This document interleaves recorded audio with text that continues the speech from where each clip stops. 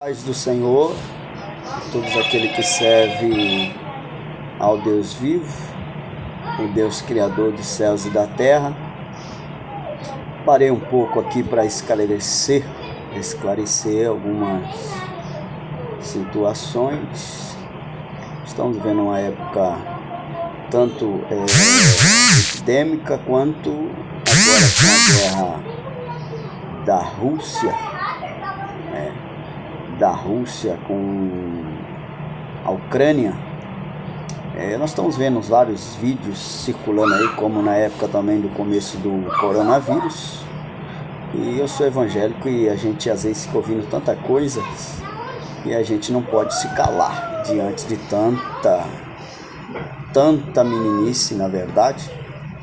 Tantas pessoas querendo ter um contato com Deus ao ponto de ter uma revelação mais profunda. Não desacredito que isso possa vir, mas ao mesmo tempo também é uma mensagem que a gente tem que ter muito cuidado com essas profecias. Eu quero deixar bem claro aqui, tirei um tempinho aqui nessa hora, parei aqui para almoçar, estou com um chapelão aqui porque estou trabalhando no sol. Então quero deixar bem claro aqui para o pessoal o seguinte: tenha cuidado com os tipos de profecias, porque nem todas as profecias vêm de Deus. Usa-se em nome de Deus, mas nem todos vêm de Deus. E nós temos muitos meninos no meio evangélico, muitas pessoas imaturas, e se não tiver cuidado, a gente acaba fazendo o povo desacreditar, perder a credibilidade e a fé que tem em Cristo Jesus, ao ponto de não acreditar mais nele. Então o seguinte é esse, gente: a profecia deve ser analisada se de fato ela vem de Cristo. Outra coisa, se for de Deus, ela vai se cumprir. E a gente às vezes fica com medo só por causa do período. Na verdade, a gente vem só se preparar quando acontece essas circunstâncias, né?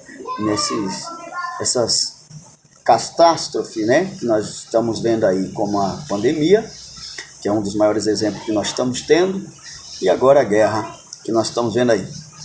Então o povo utiliza isso como um meio de trazer um pavor para a nação, né, para o povo, onde o povo na verdade deveria estar preparado todo o tempo para Deus. Ninguém se preocupa com Deus. Agora, nesse período, alguns se preocupam, nem todos, né? Nem todos.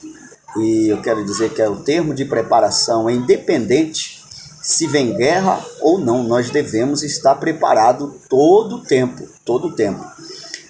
Acerca da vinda de Cristo, não está revelado a ninguém, segundo a Bíblia.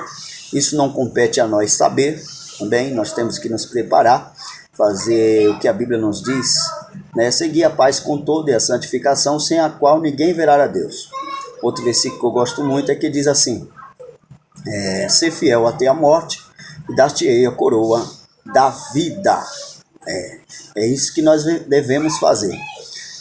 Enquanto a profecia, nós devemos examinar como está escrito lá no livro de 1 Tessalonicenses, capítulo de número 5, versículo 20, se não me falha da memória. Tá? Então, a gente precisa analisar a profecia se de fato vem de Deus. Tá?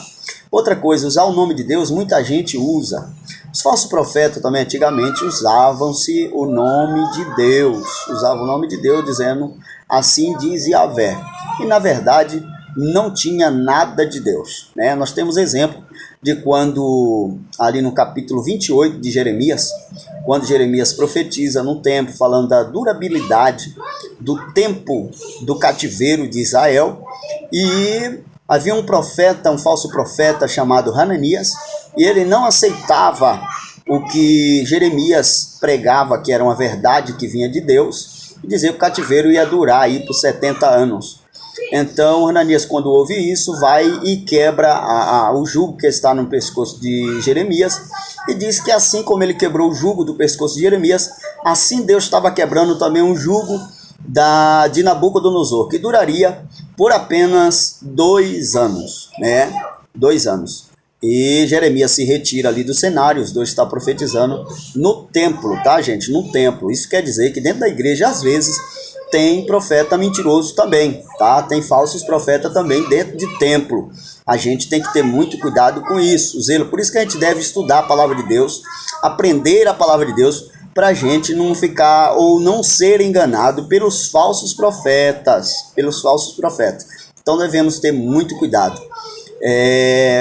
Jeremias se retira, depois vem a palavra do Senhor a Jeremias. Jeremias vai voltar lá e dizer o seguinte, entregar uma mensagem de Deus, dizer para Ananias que Deus não mandou falar nada, porque ele usou o nome de Deus como se Deus tivesse mandado falar. E tem muita gente nessa geração fazendo coisas usando o nome de Deus para se beneficiar, para se dar bem e sem pudor, sem medo de pagar mais tarde um alto preço.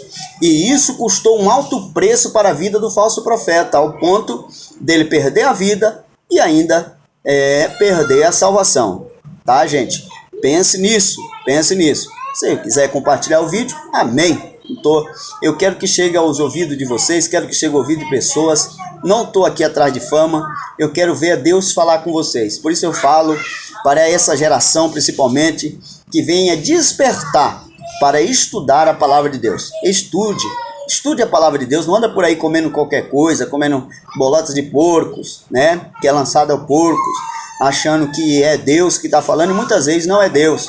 Pessoas estão fazendo colocação, pessoas estão instalando ministério, fundando ministério e dizendo: Deus me mandou, Deus me deu visão, e Deus não deu visão nenhuma. Não existe visão para fundar ministério.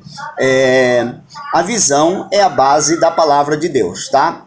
Todo ministério que fugir da palavra de Deus, fuja deste ministério.